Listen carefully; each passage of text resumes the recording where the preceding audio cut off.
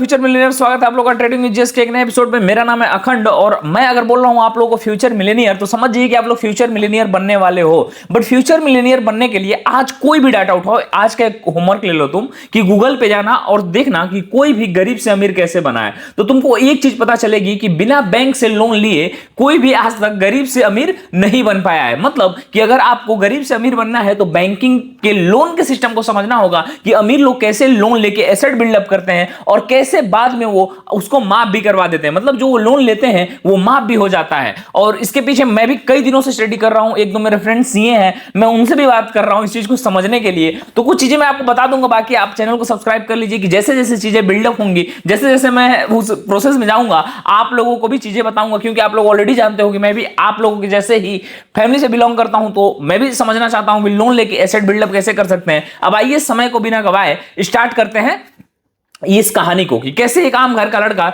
40,000 करोड़ का स्कैम करता है शेयर मार्केट से, सिर्फ और सिर्फ बैंकिंग से। और ये हर्षद मेहता का बहुत बड़ा फैन था। हाँ, आपने सही सुना, ये बंदा जो है वो हर्षद मेहता का बहुत बड़ा फैन था। तो इस बंदे को आप देख लीजिए और आइए स्टार्ट करते हैं कहानी को कि केतन पारेख स्कैम, ये स्टॉक मार्केट का सबसे बड़ा जुआरी इसको बोला जाता है, ठीक ना। तो केतन पारेख जो था उसकी स्टोरी आइए समझते हैं और एक एक चीज समझाऊंगा, इसमें बैंकिंग सिस्टम में समझाऊंगा। बट आप लोग अपना नाम और किस जिले से जरूर कमेंट कर दीजिएगा कि आप लोगों का नाम मैं नोट सकूं डायरी में, ताकि भविष्य में आप लोगों का कोई भी इशू हो लोन से रिलेटेड या शेयर मार्केट से रिलेटेड, तो जिसका जिसका डायरी में नाम नोट रहेगा उसका यह फायदा होगा कि सर वो डायरेक्ट अपन लोग से कांटेक्ट कर सकता है, ठीक ना। तो आइए, एक नाम जिसने शेयर बाजार को हिला दिया। तू पैसा बनाना चाहता है सिस्टम को चूना लगाकर, तो सुन केतन पारेख की कहानी। भाई अगर तू भी है, मान ले गरीब है और बनाना चाहता है पैसा, तो तेरे को केतन पारेख और बैंकिंग सिस्टम की कहानी को सुनना ही पड़ेगा। यह बंदा गरीब था लेकिन धंधेबाज था। अगर आप भी गरीब है सर और धंधेबाज है तो आप भी अमीर बन सकते हैं, ठीक ना। चार्टेड अकाउंटेंट से शेयर बाजार का राजा बना। यह भी बंदा जो था क्या था, ये सीए था, लेकिन खेल ऐसा खेला कि 1,000 करोड़ का घोटाला कर डाला, ठीक ना। बैंकों को उल्लू बनाया, शेयर मार्केट में गेम खेला, नेताओं और बॉलीवुड के साथ कनेक्शन इनके बहुत खतरनाक थे, ठीक ना। 2001 में जब स्टॉक मार्केट क्रैश हुआ तो इस बंदे का खेल खत्म हो गया और इसके घोटाले की चीर फाड़ आई हम लोग अब इस वीडियो में कर देते हैं कि घोटाला हुआ कैसे था, ठीक ना। तो कौन था केतन पारेख? सबसे पहले तो मुंबई में जन्मा था और ये बंदा एक सीए था जिसने सीए की पढ़ाई की थी। ये है, इसका नाम है केतन पारेख। और भैया ये हर्षद मेहता से बहुत ज्यादा इंस्पायर था। ये हर्षद मेहता को अपना गुरु मानता था और उन्हीं से सारी चीजें सीखा था। उनके स्कैम से ही प्रभावित होकर इसने भी बैंक के लिवरेज का भरपूर फायदा उठाया था, ठीक ना। और 90s में हर्षद मेहता से प्रेरित होकर शेयर बाजार में आया। मतलब 90s में जो 1990 का दौर था, उस टाइम पे ये हर्षद मेहता से मोटिवेशन लिया और ये स्टॉक मार्केट में कूद पड़ा कि आ जाओ अपनी जिंदगी अब बदलते हैं। ये एक बहुत गरीब घर का लड़का था, ठीक ना। हर्षद मेहता से सीखा कि बड़ा पैसा चाहिए तो सिस्टम को मात देना पड़ेगा। सिंपल सी बात है। देखो अमीर अमीर क्यों बनता जा रहा है? क्योंकि वो सिस्टम को मात देता है, उसका लोन माफ हो जाता है। और अगर आप 5,000 का भी लोन लेंगे ना सर, तो बैंक आके आपके घर रिकवरी कर लेगा। उससे कैसे बचना है ये चीज तो मैं बताऊंगा, बट अभी कहानी समझिए। 1999 तक आते आते स्टॉक मार्केट का जादूगर बन गया। हर्षद पारेख को क्या बोल, और हर्षद पारेख बोल रहा हूं, केतन पारेख को क्या बोला जाता था भैया? इसको स्टॉक मार्केट का जादूगर बोला जाता था, मैजिशियन ऑफ स्टॉक मार्केट के नाम से इसको जाना जाता था। लेकिन असली खेल अब शुरू होता है। तो खेल क्या शुरू होता है? जब बंदे का पॉलिटिकल कनेक्शन बनता है भैया। कई लोग बोलते हैं कि अमित शाह को इसने ब्राइब किया था, मतलब उस टाइम इसने अमित शाह को अच्छा खासा घूस दिया था, ठीक ना। इस पे आपके क्या विचार है आप जरूर कमेंट कर देना। अब आइए, स्कैम का प्लान K10, मतलब इस बंदे ने क्या किया, जब ये स्टॉक मार्केट में आया ना तो ये बंदा तुरंत क्या करता है कि 10 कंपनियां चूज करता है जो कि फंडामेंटली बहुत वीक थी। मतलब उस कंपनी जो भी इसने चूज किया फंडामेंटली बहुत वीक थी भाई, उस कंपनी में थोड़ा भी दम नहीं था। तो पंप एंड डम इसने किया। पंप एंड डम स्कीम क्या होती है सबसे पहले ये समझ जाइए आप लोग। तो पंप एंड डम स्कीम में इसने किया क्या कि पंप एंड डम स्कीम क्या होती है? तेरा पैसा मेरा पैसा, मेरा पैसा मेरा ही पैसा। अब इसको समझा दो सर ये क्या बोल रहे हो, ठीक ना। देखो पंप पहले क्या होता है, केतन पारेख ने कुछ कमजोर कंपनियों को चुना और उनके शेयर खरीदने चालू कर दिए। अब जैसे मान लो कि कोई एक कंपनी है, ठीक ना, उसमें भैया एकदम जैसे एक जीटीएल इंफ्रा ले लेता हूं मैं, एक बीच में कंपनी थी, इसके फंडामेंटल काफी वीक थे, ठीक ना। अब जीटीएल इंफ्रा को क्या किया कि मैं लगातार डेली 20 करोड़ 5 करोड़ 4 करोड़ 3 करोड़ ऐसे कंपनी में डालते जा रहा हूं और 2 रुपए का शेयर है वो भाई, डेली अपर सर्किट मार रहा है, डेली अपर सर्किट मार रहे हैं। तो अब जो भैया जो आप जैसे जैसे जो नादान ट्रेडर है, जो नए ट्रेडर है, उनको तो लगेगा कि भाई ये शेयर जो है बहुत जल्दी बढ़ रहा है, तो क्या करेगा, तुरंत उसमें पैसा डाल देगा, ठीक ना। फेक न्यूज और हाइप, इसमें भैया बहुत ज्यादा फेक न्यूज बनाया जाता है। जैसे बहुत सारे न्यूज चैनल है, जैसे जी बिजनेस वालों को पकड़ा भी गया था इसी के लिए, ठीक ना। तो न्यूज चैनल में ब्रोकर हाउसेज और अफवाहों से लोगों को बताया कि भाई ये स्टॉक उड़ने वाला है। मतलब केतन पारिक जो था अपने K10 स्टॉक्स जिसमें पैसा लगाया जा रहा था वो उसने न्यूज के माध्यम से उसका भरपूर प्रचार करवाया कि भाई गजब का ये मतलब स्टॉक रिटर्न करने वाला है, बहुत ज्यादा रिटर्न, मतलब कई सारे फेक न्यूज छपवा दिए जैसे अभी मीडिया चल रहा है, ठीक ना। पब्लिक को लालच दिया, उसने बोला कि भैया लोग इन्वेस्ट करेंगे तो उनको भी बहुत लालच मिला। जैसे मान लो कि डेली कोई न्यूज देख रहा है कि भाई ये जो स्टॉक है बहुत बढ़िया परफॉर्म करने वाला है, और केतन पारिक जिसको शेयर मार्केट का जादूगर बोला जाता है वो भी बंदा इसमें पैसा इन्वेस्ट करने वाला है। तो सारे लोग पगला गए कि भैया गजब स्टॉक डेली अपर सर्किट मार रहे हैं, हमारा पैसा डबल हो जाएगा, ट्रिपल हो जाएगा, और यहीं पे गेम हुआ डंप। जैसे ही स्टॉक हाई पर पहुंचा केतन ने अपने सारे शेयर बेच दिए। जैसे ही कोई स्टॉक 2 रुपए का शेयर 10 रुपए पे पहुंचा तो उसने अपने सारे स्टॉक बेच दिए, क्योंकि उसने बहुत ज्यादा पैसा डाला था। शेयर फिर से daily lower circuit lower circuit lower circuit, और जो बाद में लोग गए होंगे उनका बहुत ज्यादा घाटा हो गया होगा। अब इसमें होता क्या है कि पब्लिक बर्बाद हो जाती है और केतन पारिक जो है वो मालामाल हो जाता है। केतन पारिक के पास बहुत ज्यादा पैसा आता है सर, कई 100 करोड़ वो कमा लेता है, वो भी 2001 के समय में, ठीक ना। अब देखो वो कंपनी कौन कौन सी थी इसकी, जो K10 कंपनीज थी, पहला था Satyam computer, DSQ software, Silverline, Ranbaxy, global techs, HFCL, SSI, Zee telefilms, Pentamedia और एफटेक इन्फोसिस। ये जो भी कंपनियां हैं इसमें इसने स्कैम किया। अब देखो स्कैम में हुआ क्या कि जो 336 रुपए का शेयर था वो 260 पे आ गया, 360 का 259 पे आ गया, 289 का 118 पे आ गया, 1036 का शेयर 244 पे आ गया, 380 का शेयर 140 पे आ गया। तो ये पीडीएफ पढ़ लेना, ठीक ना, पीडीएफ को जरूर पढ़ना। बैंकिंग सिस्टम भी इसमें मैंने समझाया हुआ है तो चीजों को समझ लेना। पीडीएफ कैसे चाहिए तो पीडीएफ के लिए अपना टेलीग्राम ग्रुप ज्वाइन कर लेना, पिन कमेंट चेक कर लेना, उसमें टेलीग्राम ग्रुप होगा, उसको जरूर ज्वाइन कर लेना, वहां से तुमको पीडीएफ मिल जाएगा। और 1000 हिंदी की किताबें तुमको फ्री में चाहिए, और ये भी पीडीएफ बिल्कुल फ्री में चाहिए, ऐसे स्ट्रेटेजी के पीडीएफ फ्री में चाहिए तो एक व्हाट्सएप नंबर होगा उस पर मैसेज कर देना, तुमको पता चल जाएगा फ्री में प्रीमियम ग्रुप में कैसे जुड़ सकते हो तुम, ठीक ना। और कंपनियों को कोई दम नहीं था, ये सिर्फ केतन की वजह से अपने शेयर आसमान पर चल रही थी। मतलब जो भी कंपनियों में केतन पारिक ने पैसा लगाया था इन कंपनियों में एक्चुअल में कोई दम ही नहीं था, कंपनियां एकदम अंदर से खोखली थी और सिर्फ केतन पारिक के नाम पे चल रही थी, ठीक ना। तो केतन पारिक ने अच्छा खासा भैया तगड़ा स्कैम किया था, ठीक। अब आ जाओ नेक्स्ट समझते हैं। अब नेक्स्ट ये हुआ बैंकिंग सिस्टम में से बैंकों से उधार लिया और उसको लौटाया ही नहीं। भाई बैंकिंग सिस्टम का प्रयोग इसने बहुत खतरनाक रूप से किया था, यही मैं समझाना चाह रहा हूं। देख रहे हो एक ये जो बैंक था, देख रहे हो ये हर्षद, ये केतन पारिक को कैसा बंदा था, अभी कितना मस्त सूट वूट डाल लिए, ये पैसे की कमाल है भाई। पैसे से के बाद जो ग्लो आता है ना चेहरे पे, वो भैया किसी चीज में नहीं है, फेयर लवली में दम ही नहीं है कि आपको उतना गोरा कर पाए, जो पैसों का और कॉन्फिडेंस आता है, ठीक ना। देखो केतन को पैसे मिलते कहां से थे, माधोपुरा मर्सेंटाइज कॉर्पोरेटिव बैंक था, उसने उसे 1000 करोड़ रुपए लिया। ये है वो बैंक। बैंक ऑफ इंडिया और दूसरे बैंकों से भी फर्जी गारंटी पर लोन उठाया और बैंक के अंदर अपने ही लोगों को सेट कर रखा था, पैसा स्टॉक में झोंक दिया और मार्केट पे फुल कंट्रोल लेके बैठा। शेयर मार्केट में जिसके पास ज्यादा पैसा होगा वही मार्केट पे कंट्रोल करेगा। और ये चूंकि ये गरीब घर का लड़का था, इसके पास पैसा नहीं था, तो इसने क्या किया कि माधोपुरा जो कॉर्पोरेटिव बैंक था उससे 1000 करोड़ रुपए का लोन लिया और उस लोन को लेके फिर क्या किया इसने, धीरे धीरे धीरे शेयर मार्केट में डाला। बट ये डायरेक्ट इसने 1000 करोड़ का लोन नहीं लिया था, पहले 1 करोड़ 2 करोड़ 3 करोड़ 4 करोड़ धीरे धीरे धीरे अपना क्रेडिट बनाया। और क्रेडिट बनाने के बाद जैसे नीरव मोदी ने किया, जैसे किंगफिशर के मालिक विजय माल्या ने किया, सेम वैसे ही इसने भी किया और लोन लेके भैया स्टॉक को मैनिपुलेशन करना इसने चालू कर दिया। अब तो देखो the benefits of bank loans. अब समझ जाओ कि बैंकिंग सिस्टम काम कैसे करता है और खास तरह से इंडिया जैसे देशों में। देखो देखो तो बैंकिंग से जब लोन लोगे ना अपने स्टार्टअप के लिए, कोई भी स्टार्टअप करते हो तुम, कोई फॉर्म रजिस्टर कर लेते हो अपने नाम पे, तो देखो सबसे पहली बात है ना कि लो इंटरेस्ट रेट होता है भैया, तुम्हें कम इंटरेस्ट रेट पे लोन मिल जाता है। फ्लेक्सिबल रिपेमेंट टर्म्स होते हैं, मतलब जो टर्म्स होते हैं वो तुम्हारे हिसाब से होते हैं, तुम अपने हिसाब से लोन को भरपाई कर सकते हो। अभी चीजों को समझाऊंगा, अभी ये समझ जाओ कि नो कोलेटरल रिक्वायर्ड। अगर तुम स्टार्टअप के नाम पे कोई भी लोन लेना चाहते हो तो उसमें कोलेटरल देने की जरूरत नहीं। कोलेटरल क्या होता है, जिसको गिरवी बोला जाता है, बोला जाता है ना गिरवी, कि मतलब बोलते हैं ना गांव में अपन लोग की गिरवी कुछ रख दो तब पैसा मिले, तो इसकी गिरवी रखने की भी जरूरत नहीं पड़ती है। एक्सेस टू कैपिटल और बिल्ड बिजनेस क्रेडिट, मतलब धीरे धीरे बिजनेस क्रेडिट आपका बढ़ता जाएगा कि भविष्य में आप भी 500-600 करोड़ का लोन ले लोगे, ठीक ना। इस लोन के सिस्टम को मैं अच्छे से समझना चाहता हूं, मैं इस पर डेली काम करता हूं भाई कि कैसे लोन लिया जाता है। अब ये समझो एक चीज, ये बहुत इंपॉर्टेंट है, इस पीडीएफ को जरूर लेके पढ़ना, इस वीडियो को सेव करके रख लेना, ये बहुत इंपॉर्टेंट होने वाला है, ठीक ना। देखो अब चीजों को समझो। अमीर लोग बैंक और पैसों का इस्तेमाल बहुत स्मार्ट तरीके से करते हैं जो आम लोग नहीं कर पाते। यही वजह है कि वे लोग लोन लेकर भी अमीर बन जाते हैं जबकि आम लोग लोन लेकर कर्जे में डूब जाते हैं। यहां टॉप 10 पॉइंट्स दिए गए हैं कि कैसे अमीर लोग बैंकिंग सिस्टम को अपने फायदे के लिए यूज करते हैं। तो ये समझो कि जो भी बैंकिंग सिस्टम है वो कैसे काम करता है। देखो सबसे पहले आता है अच्छा कर्ज जिसको बोला जाता है गुड डेब्ट, और दूसरा बोला जाता है बुरा कर्ज जिसको बोला जाता है बैड डेब्ट। गरीब लोग बुरे कर्ज में फंसते हैं, जैसे भैया कार लोन पे निकलवा लेंगे, पर्सनल लोन ले लेंगे, क्रेडिट कार्ड लोन ले लेंगे और वो खर्च को बढ़ाते जाएंगे। तो ऐसे दोस्त के साथ अपने इस वीडियो को शेयर कर दो जो भैया ईएमआई पे फोन लेता है, ईएमआई पे कार लेने की सोच रहा है, ईएमआई पे बाइक लेने की सोच रहा है, उसको बताओ कि भैया लोन लेके ये सब लेना बहुत ही गलत होगा, इससे वेल्थ नहीं बनने वाला है। अमीर लोग क्या करते हैं, अच्छे कर्ज लेते हैं, जैसे बिजनेस लोन ले लिए, रियल एस्टेट लोन ले लिए, इससे पैसे कमाते हैं वो लोग। तो कैसे पैसे कमाते हैं ये भी चीजें आगे आपको पता चल जाएंगी। देखो ओपीएम, अदर्स पीपुल मनीज का इस्तेमाल करते हैं। जो रिच पर्सन होते हैं, जो अमीर पर्सन होते हैं, ओपीएम का यूज करते हैं। देखो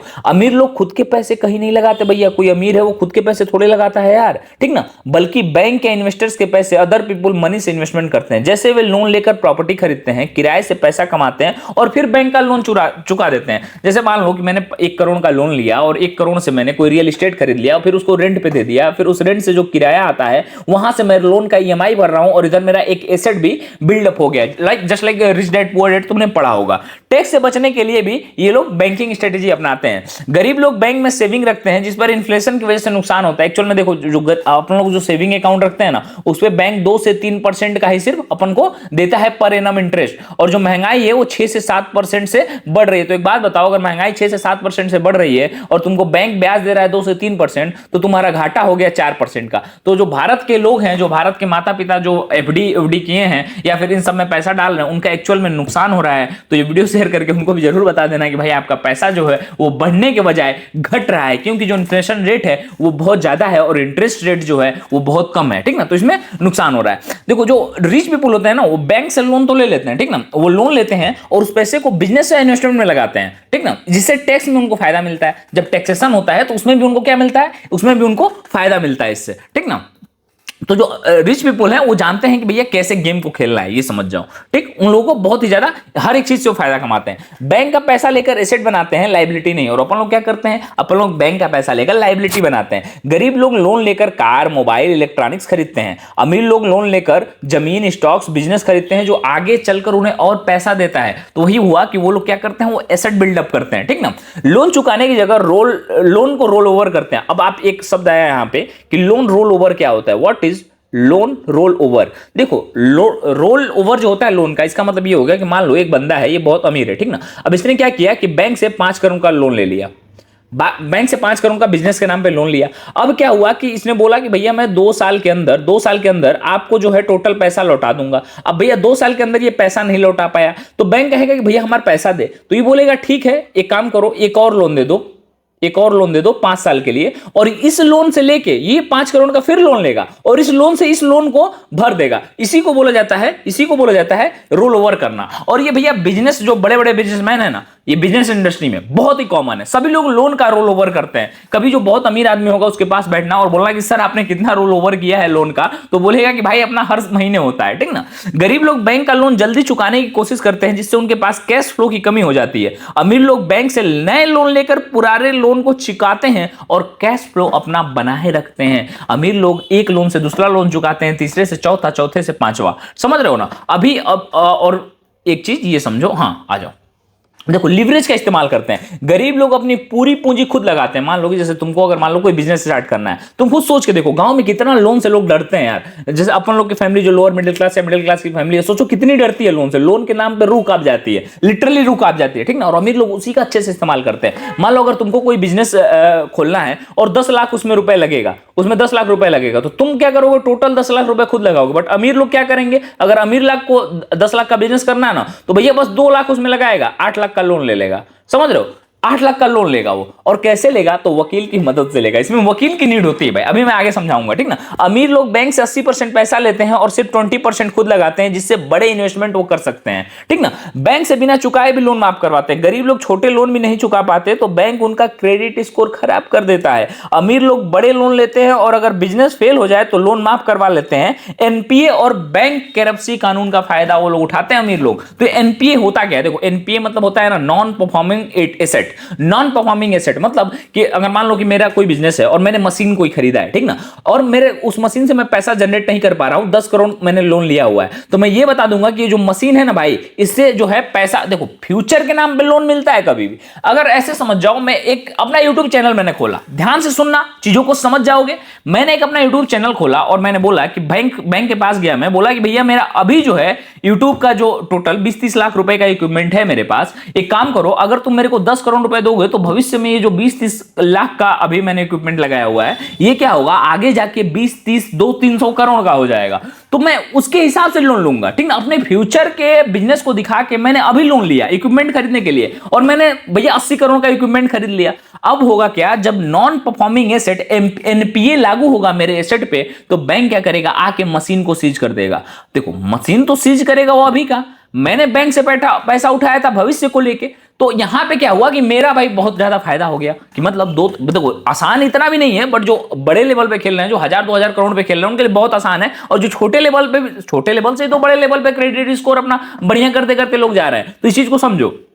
और बैंक करप्सी कानून, देखो ये जो बैंक करप्सी कानून आया ना भाई, ये 2016 में लाया गया था, और यही जो मोदी गवर्नमेंट है, जो बीजेपी गवर्नमेंट है, उसने इसको लाया था। और इस कानून के वजह से बैंक्स को बहुत ज्यादा घाटा हुआ। मतलब कि जो भी बिजनेसमैन है, अगर वो बैंक करप्ट हो जाता है तो उसके खिलाफ सर आप कोर्ट जा सकते हैं, लेकिन उसको सजा नहीं होगा। इसमें भी पूरा वकील का खेल है, ये किसी दिन मैं और समझा दूंगा आप लोगों को। बट ये जो नया कानून है, इसकी वजह से बहुत ज्यादा नुकसान हो रहा है बैंकों का। आप लोग गूगल पे जाना और पढ़ना कि न्यू बैंक करप्सी जो पॉलिसी जो 2016 में लाई गई थी, उसके कारण क्या क्या नुकसान हुआ है। मैं भाई पहले ही पढ़ चुका हूं, मतलब पढ़ के दिमाग हिल जाएगा तुमको कि क्या गेम चल रहा है अपने कंट्री में, जो आम लोग समझ भी नहीं रहे हैं, ठीक ना। अब देखो फिर समझते हैं नेक्स्ट।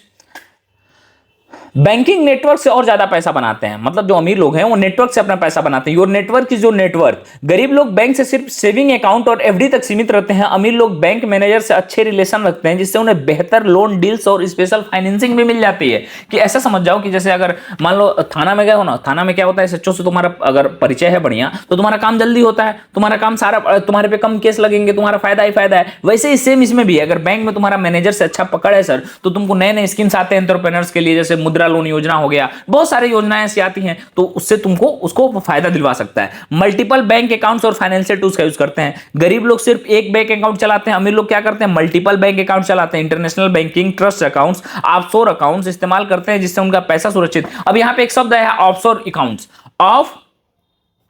Offshore accounts. तो ऑफशोर अकाउंट्स होते क्या हैं, तो अगर मैं बताऊं तो जैसे मान लो कि मैं इंडिया का रहने वाला हूं, मैंने दुबई में एक अपना अकाउंट खुलवा लिया और मैं वहां से सब डील कर रहा हूं। मतलब मैं हूं भारत का, मेरे पास नागरिकता भारत की है, बट मेरा अकाउंट है दुबई में, मेरा अकाउंट है स्विट्जरलैंड में। अब मैं जो टैक्स दूंगा वो दुबई और स्विट्जरलैंड के हिसाब से दूंगा। इसमें मेरा टैक्सेशन पे जबरदस्त फायदा होता है और अमीर लोग इस चीज को समझते हैं, और जो गरीब लोग हैं वो तो टैक्स पे टैक्स देते हैं, नौकरी पे 30% टैक्स देते हैं, ठीक ना। सेबी और आरबीआई ने कैसे पकड़ा, आ जाते हैं फिर से जो अपने पारिक भाई की स्टोरी पे। 2001 में स्टॉक मार्केट क्रैश हो गया, सबको पता है 2001 में स्टॉक मार्केट क्रैश हुआ था। कुछ स्टॉक्स बिना किसी वजह के 300% तक बढ़ गए थे। वही जो K10 स्टॉक मैंने बताया था, K10 स्टॉक जिसमें इन भाई साहब ने बहुत ज्यादा पैसा डाला था। भाई स्टॉक मार्केट गिर रहा है, सभी कंपनी के वैल्यूएशन ठीक है, अब उसी में कुछ स्टॉक दिख रहे थे सेबी और आरबीआई को, जो साला फंडामेंटली स्ट्रांग थे ही नहीं, but stock all time high पे चल रहा है। भाई मतलब एक बात बताओ, जिस स्टॉक में दमी नहीं है उसका शेयर प्राइस डेली बढ़ रहा है, तो लगेगा ना भाई आरबीआई और सेबी को कि हो क्या रहा है। सेबी ने जांच शुरू की, आरबीआई ने बैंकों की इन्वेस्टिंग चालू कर दी। सेबी ने बोला कि भाई मैं देख रहा हूं मेरे उधर क्या चल रहा है, एक आरबीआई वाले तुम काम करो कि तुम बैंकिंग का देखो कि कोई लोन लेके स्टॉक मार्केट में पैसा तो नहीं डाल रहा है, ठीक ना।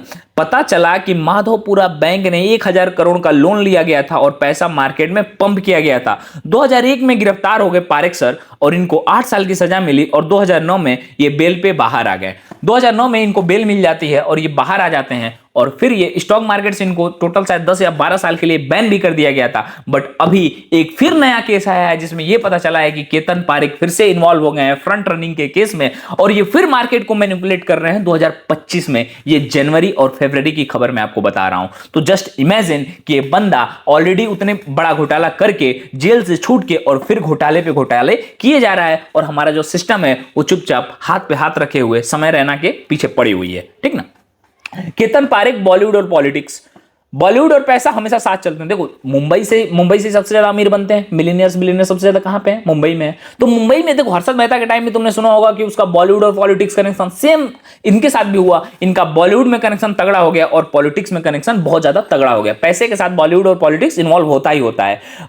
जो मुक्ता आर्ट थी, सुभाष घई की कंपनी थी, इसमें इनका पैसा बहुत ज्यादा लगा हुआ था। ठीक ना। कई 100 करोड़ रुपए इन्होंने अपना जो मुक्ता आर्ट्स है उसमें लगाया हुआ था। कहा जाता है कि कुछ बड़े स्टार जो थे इनका नाम सुनकर कांपते थे। इस समय इस बंदे का शेयर मार्केट से इतना पैसा कमाया था कि इसका इतना दबदबा था कि जो बड़े बड़े स्टार्स थे बॉलीवुड के वो भी इसका नाम सुनकर कांपते थे, क्योंकि इसका पॉलिटिकल कनेक्शन बहुत ही ज्यादा स्ट्रांग था। उस समय राजनीति से भी कनेक्शन था। 90s में कई बड़े बड़े नेताओं से इनका अच्छा मेलजोल था, और भारत में अगर तुमको स्कैम करना है तो नेताओं से तुमको दोस्ती करनी पड़ेगी। ये भी चीजें समझ जाओ। तो अब बोलोगे कि क्या केतन पारेख आज भी एक्टिव है? क्या ये बंदा जिसने इतना बड़ा बड़ा घोटाला किया, क्या ये आज भी जिंदा है? अगर जिंदा है तो आज ये कर कह रहा है? तो मैं बता दूं कि SEBI catches Ketan Parekh again in front running scam. Here's how the scheme was. इसको फ्रंट रनिंग स्कैम फिर इस बंदे ने 67 करोड़ का घोटाला किया 2025 में। बिल्कुल इसने नया नाम लिया और फिर से मार्केट में एक्टिव हो गया। आज भी कुछ रिपोर्ट्स के मुताबिक पंप एंड डंप स्कीम आज भी चल रही है। मतलब ये बंदा अब अपने नाम से कंपनी नहीं चला रहा है, मे भी किसी दोस्त, रिलेटिव या फिर पत्नी के नाम से चला रहा हो, बट आज भी स्कैम चल रहे हैं और सेबी ने इसको पकड़ भी लिया था। ठीक ना। सेबी ने क्या किया था? इसको पकड़ लिया था। इस कहानी से हमें क्या सीख मिलती है? सबसे बड़ी चीज देखो, स्टॉक मार्केट में जल्दी पैसे कमाने का कोई शॉर्टकट नहीं होता। ये हमारी पहली सीख है। और दूसरी सीख क्या है? पहला सीख हो गया पंप एंड डंप स्कीम आज भी चल रही है, इसलिए हमेशा सतर्क रहें। और हमारे यूट्यूब चैनल पे पंप एंड डंप स्कीम पे एक पूरा वीडियो बना हुआ है कि पेनी स्टॉक से कैसे दूरी बना के रखना है, किन किन चीजों का ध्यान रखना है। उस वीडियो को प्लेलिस्ट में जाके देख सकते हो। और बड़े लोग हमेशा बड़ा खेल खेलते हैं, आम आदमी का पैसा हमेशा डूबता है। वो है ना कि गरीब दबाने के लिए ही पैदा हुआ है और अमीर राज करने के लिए ही पैदा होते हैं। तो अमीर बनो, सारी चीजें तुमको मिल जाएंगी। तो जरूर बताना कि ये सीरीज तुमको कैसी लगी। अगर अभी तक बने हुए तो मैं समझ रहा हूं कि तुमको अमीर बनने की बहुत ही ज्यादा तुम्हारे अंदर इच्छा है, तो एक बार कमेंट करके बताना कि क्या तुम चाहते हो कि मैं ऐसे ही सीरीज लाता रहूं, और लाइक और शेयर कर देना ताकि मेरा मोटिवेशन बना रहे और मैं ऐसे ही अमीरों के कैसे अमीर बनते हैं, कैसे गरीब से अमीर बनते हैं लोग, अमीरों का क्या वो प्लान होता है जो गरीब नहीं समझ पाते, इन सारी चीजों पे मैं और वीडियो लाऊंगा। तो चीजों को समझो, लोन लो और आगे बढ़ो। तब तक के लिए जय हिंद।